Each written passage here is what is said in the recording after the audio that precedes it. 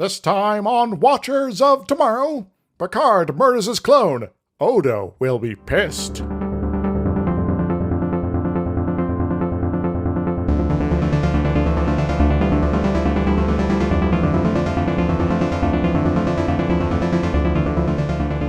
Hello, welcome to Watchers of Tomorrow, the sci-fi review and critique show that is a big swirling vortex that amounts to nothing and is never explained. My name is Gep, and I'm joined as always my friend and co-host Dr. Isix. Hi. And this week we have the episode that I know you sort of remember but mostly don't. It's like, oh yeah, that one. What happened in that one? Yeah, remember. Because at one point, there were two Picards, and you remember that. And at one point, there was a big swirly blue thing that keeps popping up as art later on. And you remember that. You remember nothing else, I can basically guarantee, because I watched this the other week, and I don't remember anything else. There is a cloudy passage, and everyone looking around at each other kind of concerned like, and I guess an awkward, fuzzy shot of Riker standing there watching a shuttle depart. Yeah, and I didn't look this up, even though a lot of the old previews for the episodes are available online. But I can almost guarantee that the preview thing they did for this episode included a shot of the Enterprise exploding. Yes. Kabloom! I think is the first time we have the Enterprise explode. Yeah, I think so. Gets guess damaged. It takes damage and stuff. I think this is the first, oh my god, the Enterprise is destroyed. Yes, because we've had a different Galaxy-class ship that was being played by the Enterprise. It got exploded previously, but, not the Enterprise itself. Yeah, but you could also use that in promotional material to trick people. You go like, oh no, the ship's exploded. Yeah, so that means the show's over, right? Yeah, at this era, yeah, because so far we've only had Enterprise-themed shows. Yes. It would be kind of interesting to have a Star Trek series where, like, the ship is legitimately destroyed, like, halfway through the series, and so they, get together on a new ship, and, maybe there's some cast changes as a result, or maybe they're, like, doing, like, Lost in Space, like Voyager, and, like, well, we've lost our main ship here.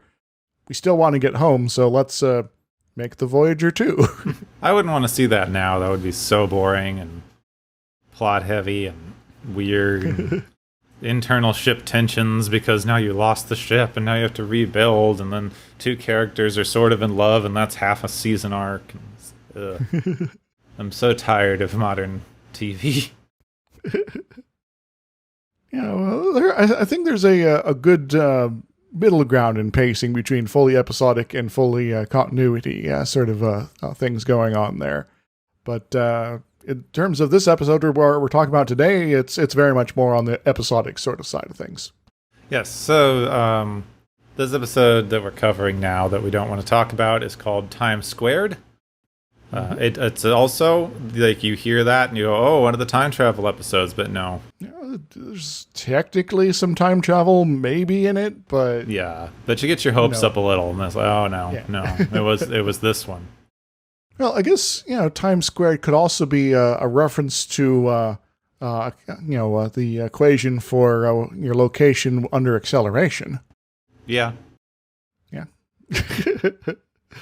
Change of position equals velocity times time, and your velocity initial is 0, then it's just 1/2 acceleration times time squared, so. Sure. Math. Yep. Physics.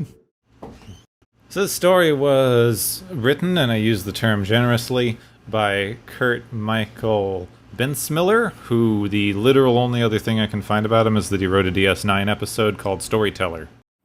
Storyteller. What sort of episode is that one about? I can't remember these things. Once you get to DS9, I stopped caring.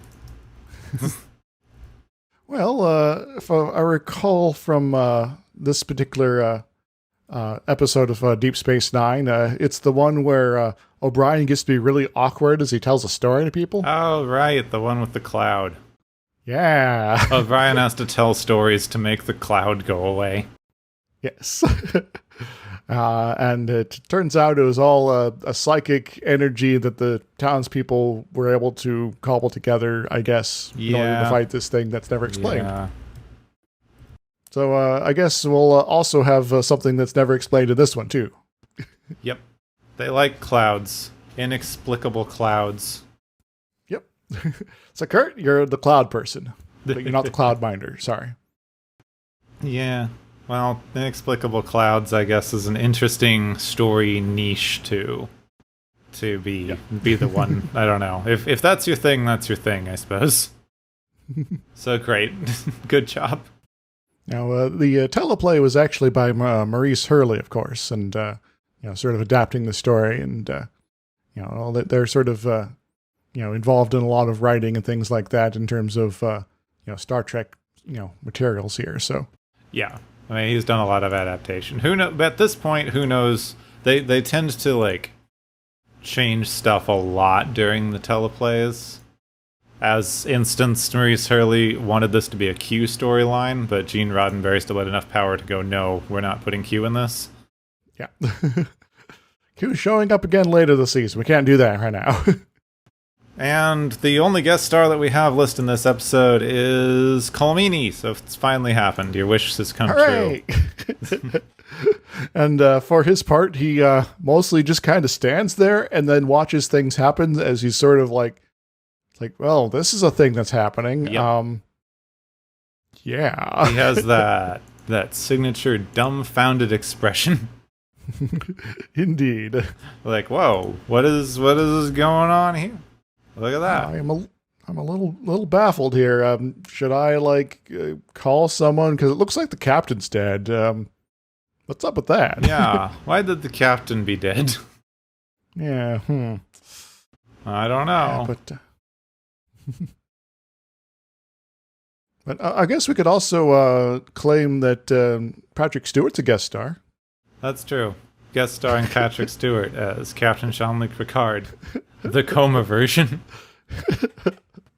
He's here. He's just way less interesting. Yeah, I guess it gives him a chance to act in the sort of way that it's like imagine that you're in a cardboard box. Yeah. Go. He lets him act. There's no dialogue to get in the way. There's no character. Yeah. Just raw emotion. And it's one of those things that sometimes actors do kind of enjoy having done or having the opportunity for, but I have no idea if he actually liked it or not. So yeah, I mean, it doesn't look like it from the performance. But yeah, you never know. Maybe he liked having these, stretching his range. Well, I guess we're going to be stretching our range today. Yeah, because this is another one. We've done this before. I'll warn everyone. This is another episode where not much happens and the plot sort of resolves itself. Yep. a super bottle episode. Yeah, very bottle. It is the most bodily of episodes.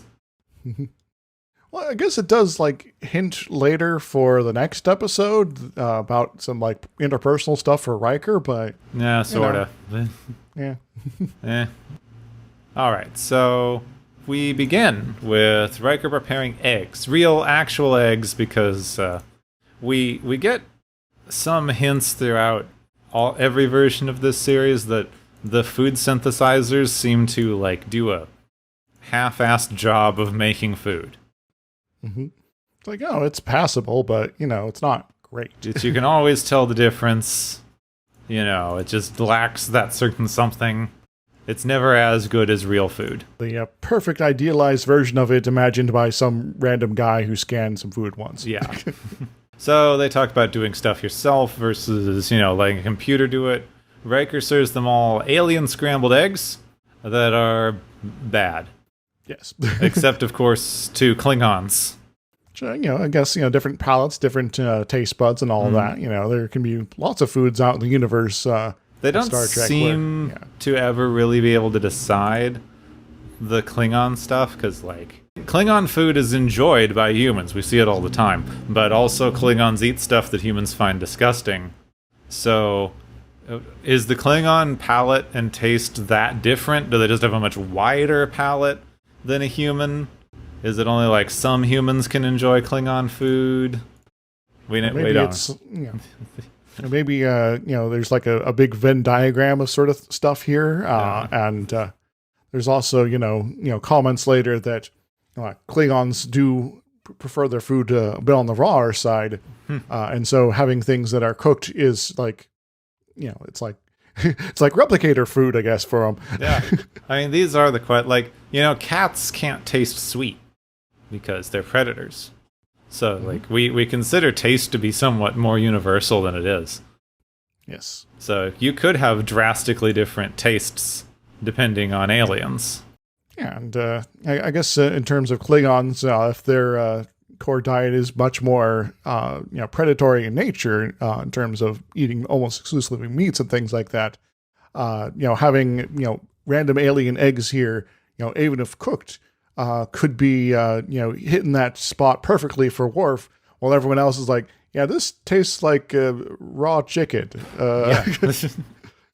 Which maybe Worf loves some raw chicken. Yeah. It doesn't matter that it's been cooked. It just still it tastes right. So hooray! So Riker is called to the bridge before we can get any more of these food hijinks, because there's a Federation shuttlecraft. Even though there's no Federation ships in the vicinity. There haven't been for a bit. So where did this come from?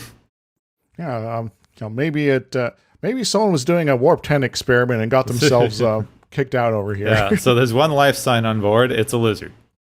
Yes, so amphibian. I guess it's salamander sex time. Yeah. It's the salamanders all over again. It's always the salamanders. So they intercept and track to the shuttle into the shuttle bay, where there's already the same shuttle. Well, that's a little weird. Is someone duplicating our shuttles? Maybe like there's a large replicator out in space that scanned us and is just like popping these babies out now. Yeah, that could be an interesting one, right? Because it's they scan the ship and they go like, oh, that's a cool thing. Let's make one of those. Like making models. Yeah. It's like, and eventually they're like, well, we've got a whole bunch of other models. This one, it's small and kind of box looking. I'll just toss it out into space. It's fine. Yeah, this one's not one of the interesting ones. Yeah. So the ship that they just brought on board, of course, is the shuttlecraft number 5, because I guess they didn't have shuttlecraft names. Shuttle number 5. It does say on the side, El Baz, I think it was. Oh, yeah. But they don't never say that in the script. Yeah, so. They just say Shuttle 5. So it's Shuttle 5, and then next to it is Shuttle 5, just facing the other direction. I have an idea. Let's have them touch. Let's see what happens. Yeah. Maybe they'll smash into each other. Two things can't occupy the same space at the same time. It's time cop rules. Yeah. They open up the shuttlecraft that they just bought on board and find duplicate Picard inside of the duplicate shuttlecraft. Well, that's a little weird. Hey, Data, you have an experience with duplicates of yourself. Yeah. What do you think about this? Anything going on there, Data? It's like, so this Captain Picard is passed out. So what they do is they call Captain Picard, who is on the bridge. They go, hey, if you're on the bridge, who's this? Maybe you should come down here and take a good hard look at yourself. Examine yourself and tell us what you think and share your feelings about that. That's the rest of the episode. So according to Troy, this is a different Picard than the Picard that they have on the ship here. And his vitals are a little weird, but non-specific, unhelpful ways. I was like, well, he's alive, but all the patterns are weird, I guess. Yeah. So they move Picard to sickbay, and LaForge tries to get the shuttle working again so they can look at the logs. He and Data connect it to ship power, and it almost explodes. Well, that's not good. The power polarity is off. They, didn't plug in their AC to DC adapter. Mm-hmm. And so you gotta start fiddling with that and get a phase inverter sort of thing, so you can sort of they hook it up with opposite polarity, which should make it explode like it did, but instead it powers up. Oh, well, that's weird. They make some adjustments, but when they do the right thing, the wrong thing happens. And when they do the wrong thing, the power goes good again. So it's opposite day in this shuttle. Yeah, this shuttlecraft is from opposite day. Yeah. So wait, does this mean that everything in it's been reversed in some way? They should be, but somehow doesn't seem like it. No. Yeah. Yeah, unconscious Picard still has his comm badge on his left side, so. Also, when they turn it on, it reads 6 hours in the future. Dun, dun, dun, Or the time travel they have a very appears. fast clock. That's also possible. Yeah, they never consider that. Like something made this clock run quickly. And also, it's been without power like completely for a little while, so who knows how much time has actually passed. Who knows? I don't know how these chronometers work. Like, they seem to be completely independent of anything else that's going on. They always know when they're from the future somehow. Every time they encounter a clock on this show, it's like, this clock says it's from the future. Dun, dun, dun. The future hand is running fast.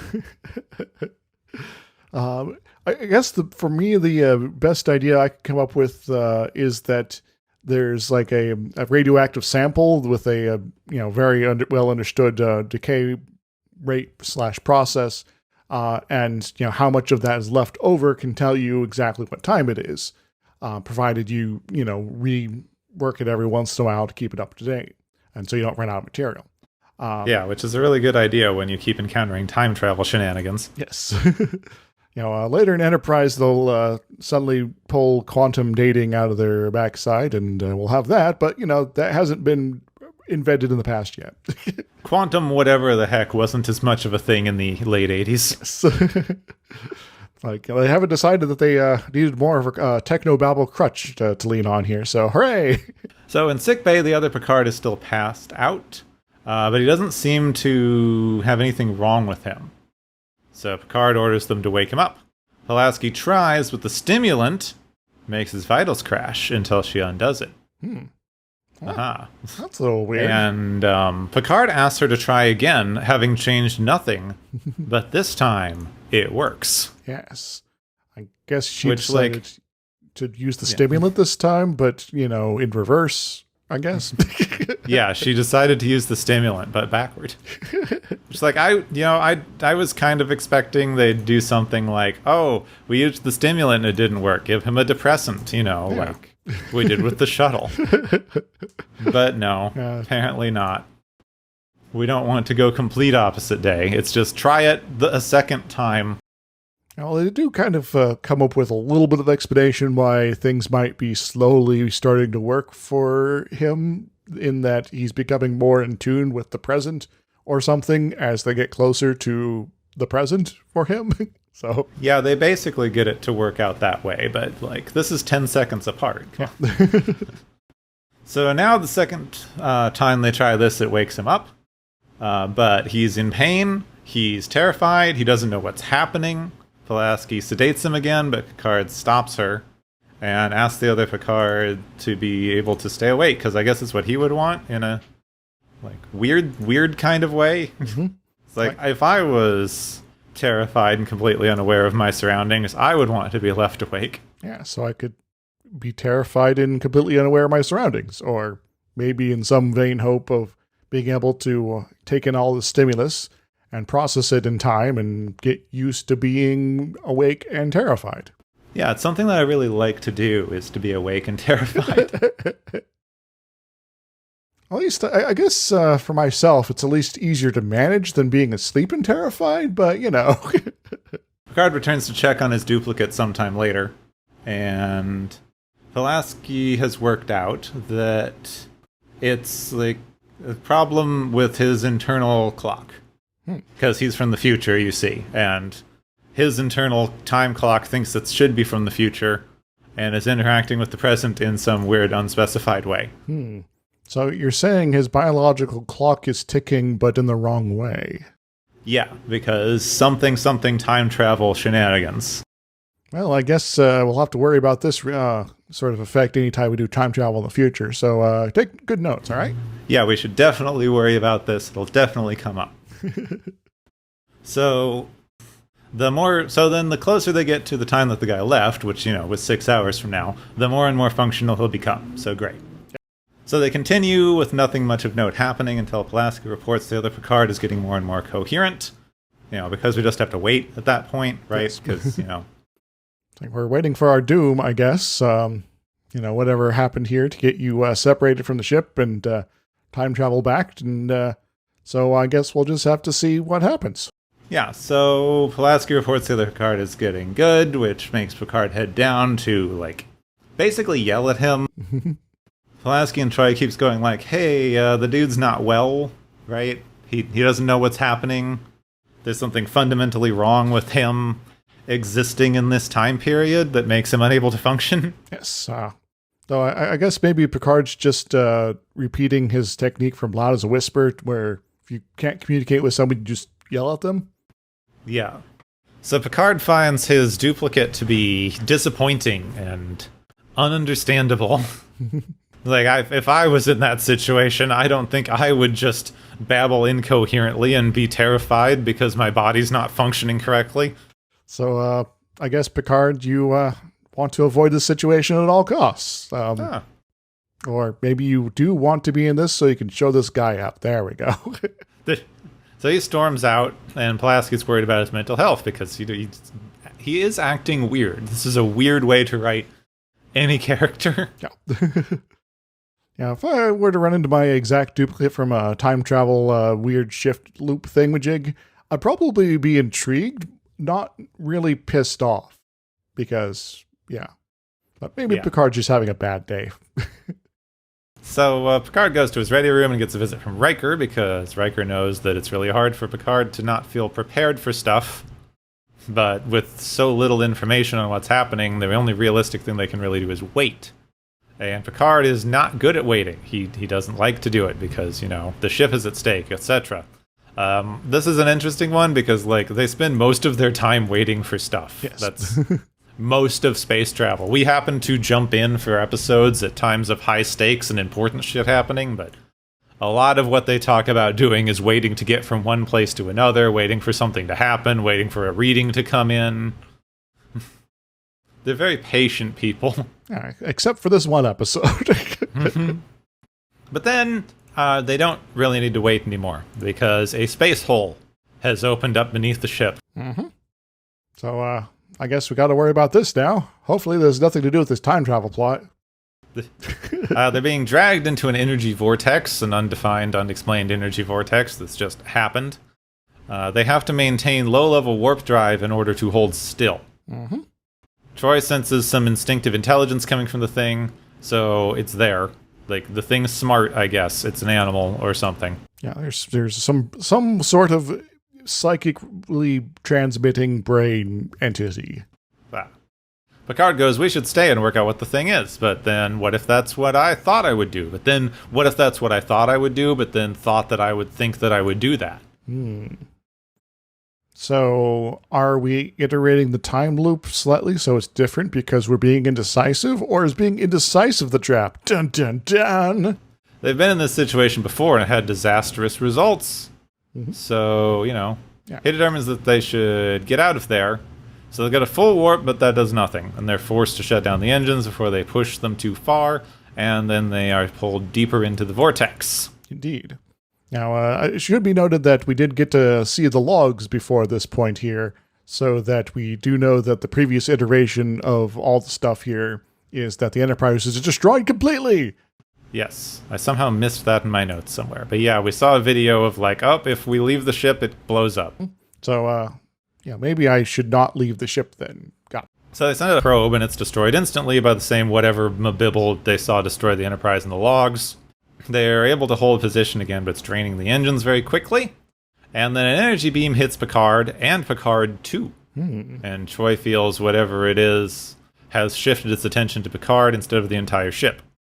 Oh, that's a little quirky. Maybe it detects that there's a time-displaced copy of him, and so it's I'm intrigued by this. I want to study you more. So it's focused on Picard, and he could possibly leave and distract the thing long enough for the Enterprise to get away. That's probably what the other Picard did, so maybe it's time to go check in on Picard Mark II. Picard heads to sick bay and has Pulaski let the other Picard get up and move around and not interfere. He heads off to the shuttle bay because he knows the vortex wants him. He's still babbling somewhat incoherently, but he's speaking in full sentences now. Yes, and and so on the way we get a kind of interesting scene where there's Picard hanging out in the turbo lift, and one's kind of pacing back and forth while the other one kind of talks at him. Picard 1 keeps asking what the other options were, because whatever happened before must have been the wrong choice. Picard 2 is only still sort of aware of what's going on. He's just repeating his previous actions. Yeah, so he's locked onto a permanent path. So he's made his decision, and his certainty is now overwhelming, while, our original Picard here is being all like, I'm really more uncertain at this point, given, all the death that happened. Yeah. So second Picard finally mentions the other plan wouldn't have worked. They can't go forward. The ship would be destroyed. And he goes, aha, we've done it. We can go forward, and the ship won't be destroyed. And then he shoots Picard 2 to prevent him from leaving in the shuttlecraft. Well, that's awkward then. Did anyone see that? Because, this seems like a clear-cut case of murder. Yeah.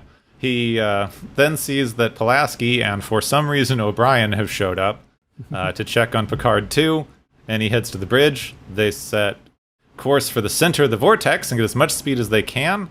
They break out, which then the vortex disappears, as well as the other shuttle and the second Picard. And O'Brien gets to go, hey, the doubles have disappeared.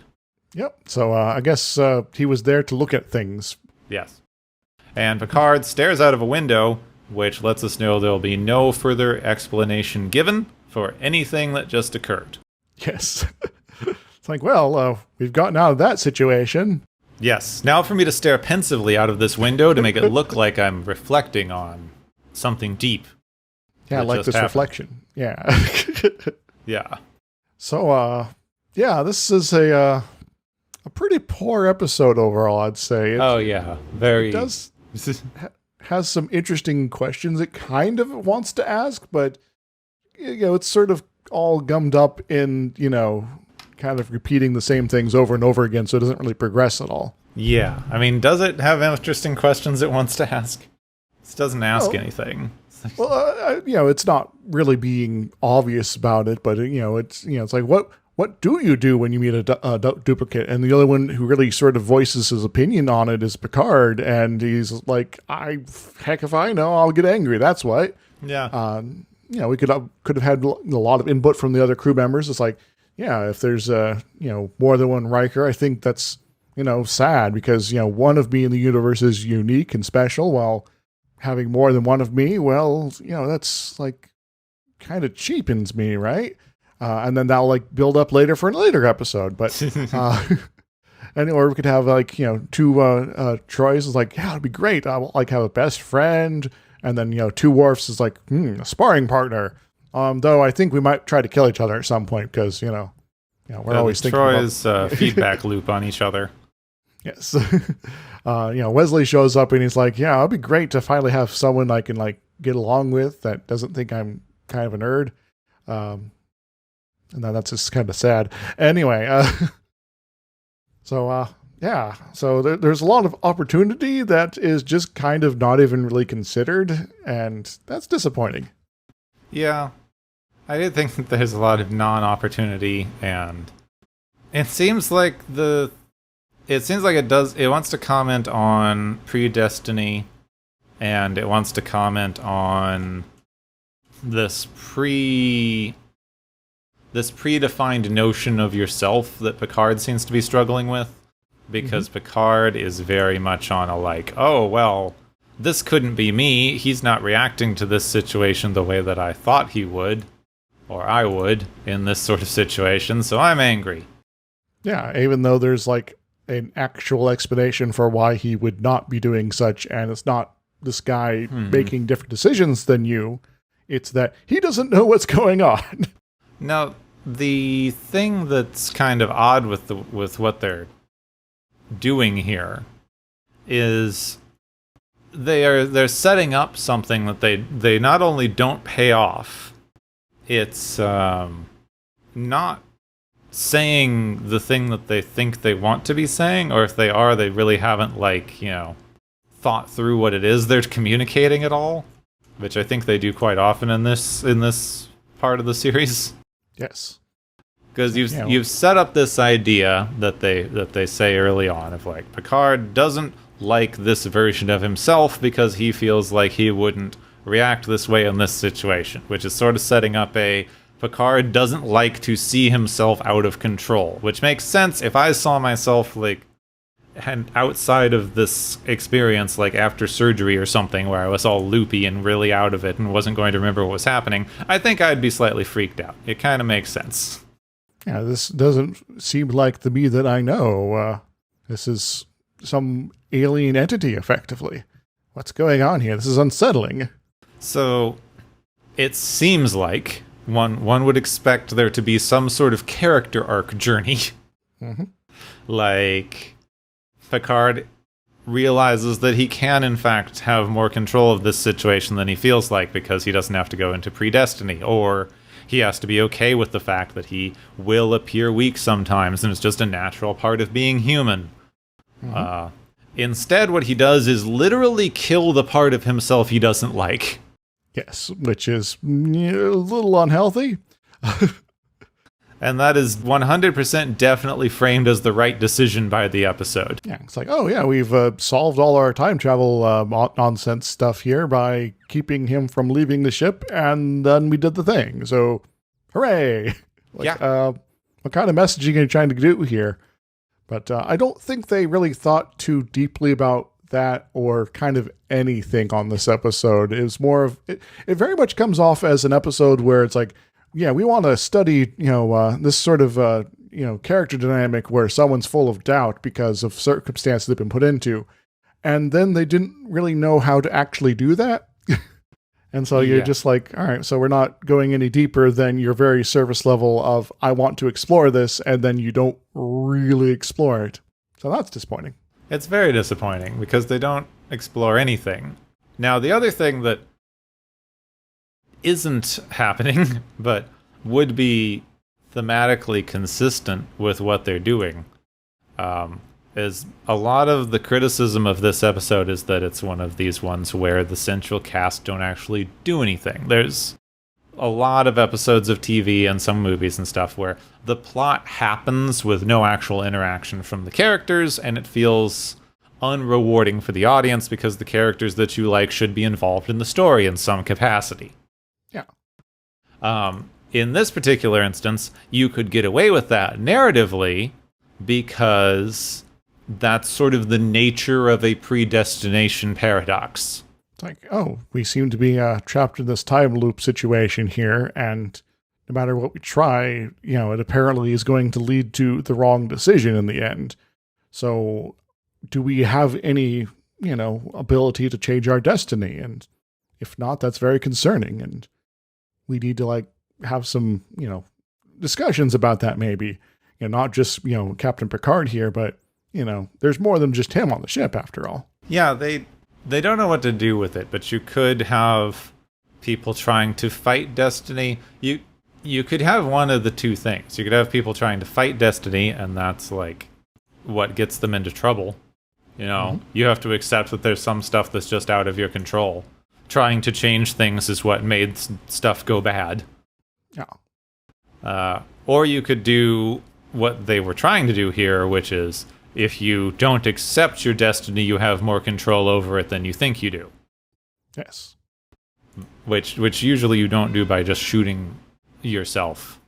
Yeah. But I don't know what the messaging there is supposed to be. Now maybe Picard should have actually punched himself or something like that, just lay him out, and then disable that particular duplicate shuttle or something like that, so that no one else can try to take it out, or close down the doors or seal everything up or activate the tractor beams to make sure that nobody flies off. Sort of do a secure thing, and then sort of crouch over his duplicate and is I'm saving both our bacons here, so just sit tight and Riker, take us forward, and then the duplicate's but if we go forward, one of us will cease to exist, and maybe the wrong Picard vanishes at that point Dun, dun, dun. And so the one that's been, irritable is gone, and the one that's been time travel and saw the ship destroyed remains. Yeah, that's an interesting idea, that the one that you thought was the one that you were following the entire time is actually the wrong time duplicate. Yep. That could have been an interesting twist, but we don't got that. Yeah. So, closed time-like curves? Yeah, sure. Yeah. So, I'm pretty sure I've talked a little bit about this before, but, in general relativity, there is quirks of the solution of the mathematics that suggests that under certain very specific circumstances, you can have a pathway going into the future that eventually leads you to the past. And so effectively time travel, but, because you are physically going, you're not jumping from point A to point B in the timeline. You are very much living forward with your life to get back to where you started or even further back. You can, this is not a jump sort of situation in terms of time travel, but I'm following the path of my life to get there, get back to the past sort of situation. Yeah, time travel the old-fashioned way. Yes. So, you're effectively living backwards, but from your perspective, you're living forward the entire time. But just, when you get back to the rest of the universe, suddenly everything's kind of rewound a bit. So, yes. So there's, numerous solutions to the Einstein field equations and can kind of get you there. My favorite is, of course, the Tipler cylinder, where you basically get a incredibly long or potentially infinitely long cylinder of some mass and start, rotating it on its axis. And then, depending on, various things like its mass and density and, your path going around it, you can effectively use the twisting of space-time by the cylinder to slingshot yourself into a earlier portion of the space-time for stuff further away from the cylinder. And you're effectively doing this by tilting your personal light cone, which is basically everything that light being emitted from you can reach, so far to the side in sort of fourth dimensional thinking that it kind of just flips over and then you end up back in the past. There's also ones like the rotating universe with a uniform dust that if you go far away from the point of rotation, you get sort of a similar effect. So it's basically an inversion of the Tipler cylinder. But there's also some kind of quirky ones like the solutions involving black holes. And generally they require you sort of going inside the black hole, which, has problems. But does mean that, if the Einstein field equations are absolute and there's not special exceptions for being inside a black hole, then you could potentially have inside, various black holes out in the universe situations where there are things that never actually fall fully into the black hole's singularity, but get trapped in these time-like curves and thus effectively kind of only exist for part of the history of the greater universe.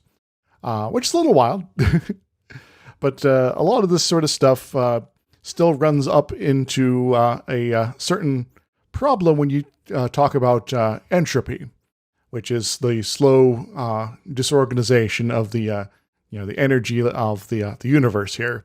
So it's sort of everything kind of goes to a certain level of generally uniform energy throughout it, which is not too useful for things like, life and machines and things like that. But we generally don't have to worry about that because we have sources of energy like, the sun. So we don't have to worry about that on a, localized timescale.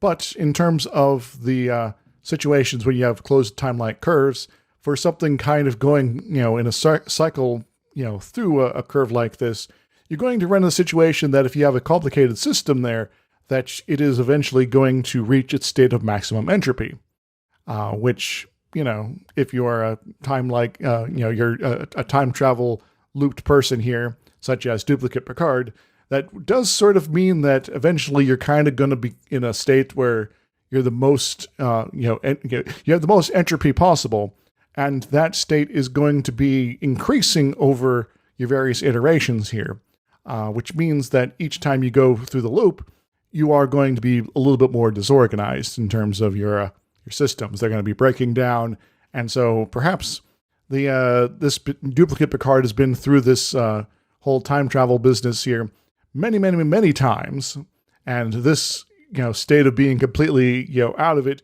is sort of getting close to that maximum disorganization level here, and so being so out of it is a consequence of being stuck in a time loop while being able to interact with a large universe.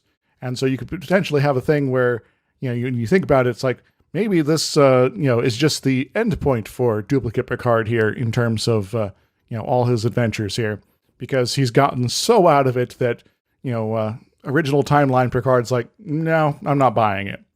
Yeah, that's why that's why he was so weak that Picard could shoot him, because all the other timelines he fought him off. Yes. And was coherent enough to know to fight him off. And was coherent enough to convince, other Picards, just let me do this. I'll save the ship. And so on and so forth. Well, that would explain why he's so incoherent, even when he's supposedly back in his own time thing. Mm-hmm. So, there might be a weird physics explanation for this, but I don't think the writers knew anything about that. Probably not. There's always a weird physics explanation if you stretch it far enough, because they didn't explain anything, so yep. You can kind of make anything fit. Yeah, and sometimes that's the fun of Star Trek, is to, all right, we got a weird situation here. What can we do with that? How do we make this possible? And, sometimes thinking about this stuff does get one sort of out of the normal avenues of thought when it comes to science. And so it's a good thing to have thought experiments, sort of like this here, so you can sort of explore new terrain in terms of the potential and possible out there. Mm. I also like that even though they definitely didn't know about this and they weren't writing to it, the thing that makes the time travel happening is a very, very large spinning object. Yep.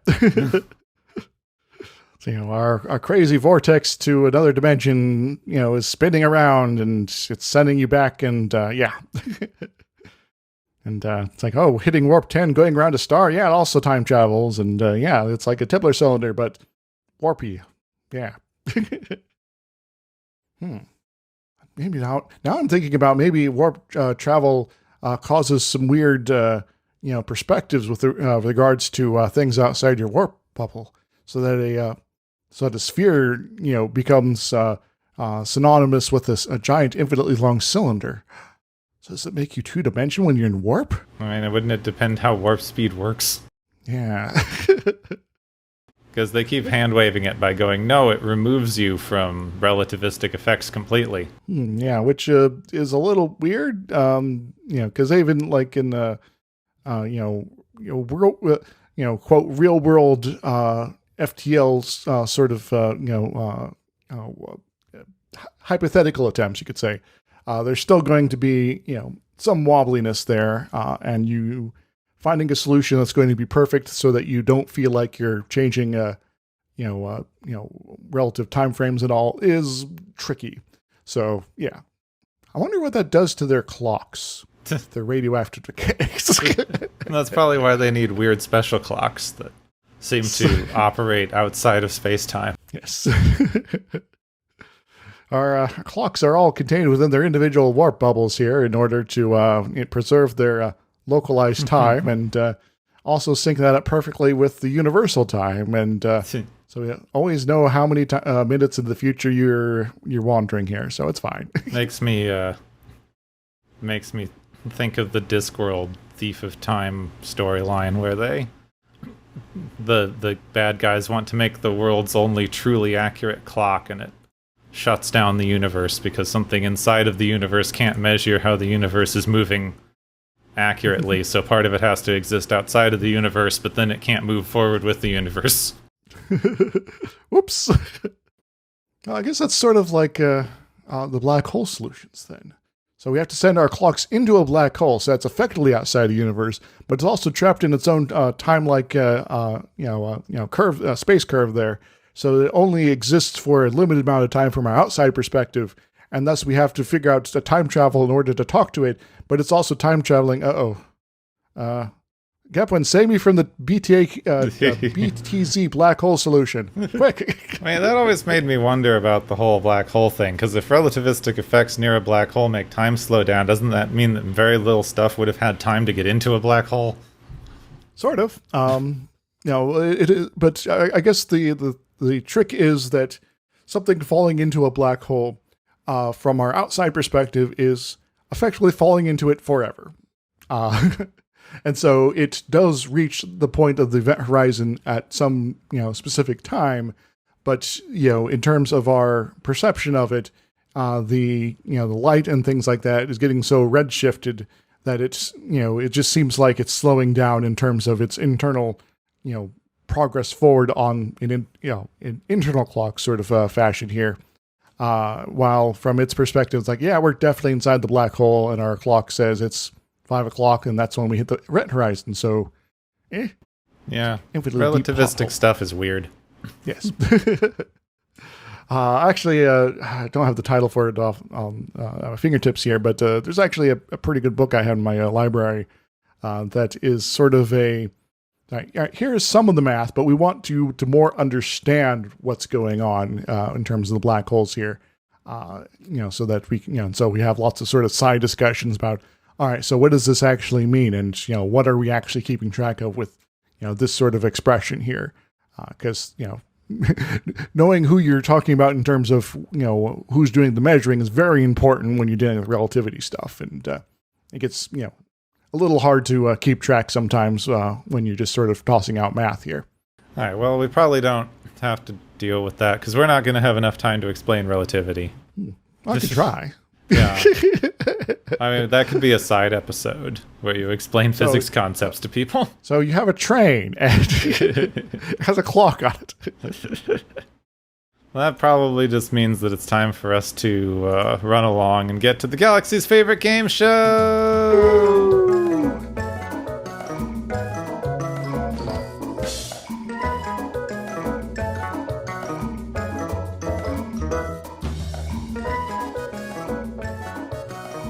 Hey everybody, welcome to the galaxy's favorite game show. Our various contestants are, well, there's only a few of them today, but they've been getting lots of scores up and getting their points to hitting the prize thresholds.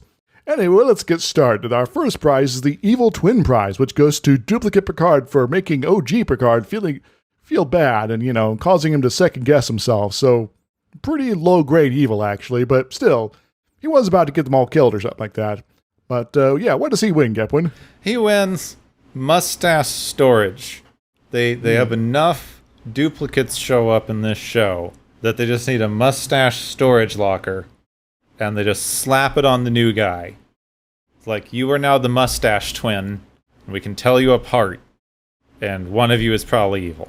Now, just as long as it's not the, of the quality of the beard from the alternative factor from way back when. You remember that guy? Oh, yeah, that dude. As long as the mustache is a little bit more together than that, I think we'll be good there.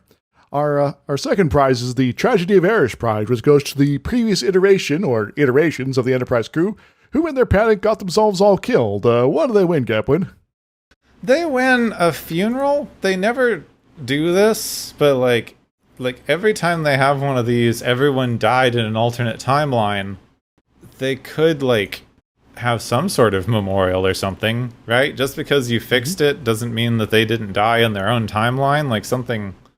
It's something off happened here. Indeed.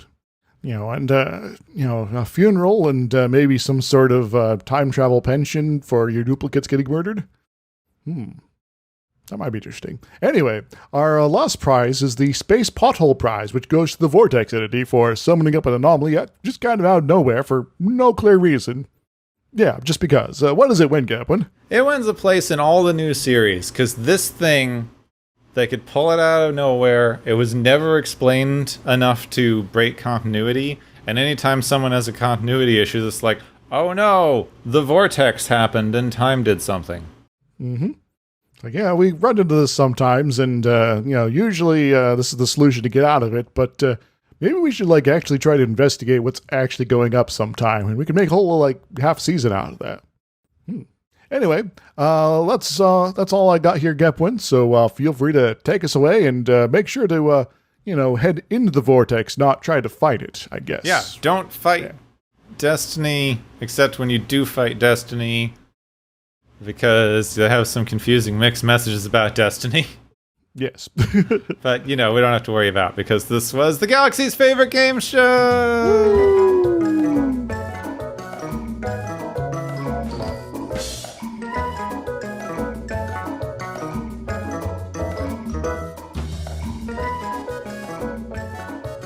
So anyway, now that we've explained all this train business, and we can finally move on to general relativity here. And are you paying attention, Gepwin? I mean, as long as we don't get to quantum field theory. Yeah, well, that's a bit further on, but if you start going quantum field theory with general relativity, some things work out, but other things like we don't really know. Making guesses. We shouldn't try to explain relativity on this show. We'll be flying too close to the sun. That's the the next thing. Yes. Yeah. Next episode is called the Icarus Factor. Mm-hmm. So there's obviously going to be some wings we made out of wax, and yeah, yep, wax wings and daddy issues. Yes. So how far close to the sun are we going to get here? I guess we'll find out. I guess somewhat. They're in orbit around something. And Riker's going to get a new command, so he's going to get a promotion, become a captain. Good on him. Yeah. This is like one of the first times that they do that. I don't know why they keep insisting on doing this. It's odd because they keep talking up how great Riker is. Youngest commander in Starfleet history, yada, yada, yada. Fast track to become the youngest captain in Starfleet history. And then for some reason they keep on saying, we're going to promote you. And then they have to come up with a reason that he doesn't do it so that he can continue being the principal cast member. Yes. Why, though? You have chosen to do this. He could have remained the first officer on the ship with no comment for the entire run. And you keep bringing this up as a plot point to make it look like he's suddenly unambitious or something. It's a bit weird. I've heard folks discuss a bit, the later episode where Riker runs into his transporter duplicate. So more duplicates, oh no. And they could have very easily taken that opportunity to actually let Riker get promoted and, keep, Jonathan Frakes on as a cast member, but in a different role. And, if you basically pulled that a lot earlier, you can have Riker become a captain in this season. And then, a few episodes later, they run into a duplicate. It's like, wait, you're not Captain Riker? What are you doing here? It's like, Captain? No, I'm like second lieutenant here. What's going on? It's like, oh no. And then you could have, them run into each other later, and then they can have their whole, personality clashing business there, and you can sort of stretch it out over several episodes or even several seasons. And wouldn't have necessarily been the character we liked, though. Yeah, true. No, I guess, it could also be a thing where, all right, there's this alternative Riker that we know has a lot of potential. So, how does that Riker then turn into the Riker that we've known previously? They're not going to follow the same path, obviously, but now that he has the opportunity to sort of start, working his way up the ranks, we can sort of see how he reacts in different levels and positions here in terms of, his behaviors and, how he deals with being the underling as opposed to the one in charge. But anyway, that's speculation. But as for what actually happens, this is the one with Riker's dad. Yes. Also some pain sticks. Yeah, Riker's dad and pain sticks, but not in the same scene. Yes, unless you count those one things as pain sticks, but they're not like, electronic pain sticks. That would have been better. That would have been better if Worf just walks up at the end. It's like, I have a way that Klingon fathers and sons reconcile differences. Well, pain stick. Yeah, I guess that solves the solution there. Cool. Yeah, every time someone has an interpersonal crisis on the Enterprise from now on, Worf pops up behind them and goes, pain sticks! That would be glorious. So yeah, this is Riker's dad, and I always find it weird because I remember Mitchell Ryan the most from when he was on Dharma and Greg. Which means anytime I see him in another role, it's like, that's weird. Yep. That's Greg's dad. But Mitchell Ryan will be joining us for some Star Trekking across the universe. Yep.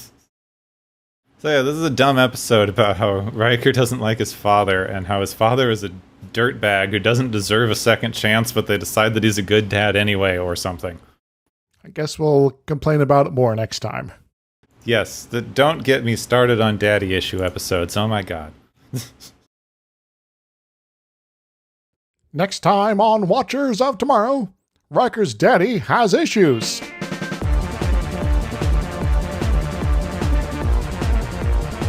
You have been listening to Watchers of Tomorrow, a podcast on science fiction media.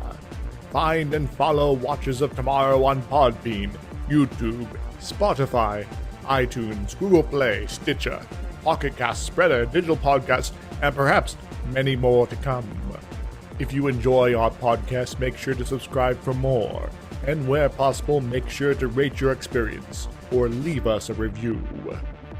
You may find Gepwin on youtube.com/Gepwin and Twitter @Gepwin. You may find me, Dr. Isix, on youtube.com/Dr. Isix and Twitter @IsixLP. Music is Waveform and Mori's Principle, both by DRKRN. You can also check out the Watchers of Tomorrow Discord channel. Make sure to share the experience with your friends, family, enemies, and alien overlords. If you feel you are suffering from transporter syndrome, please be aware that the next time you step off the transporter, that you, that is now, no longer exists.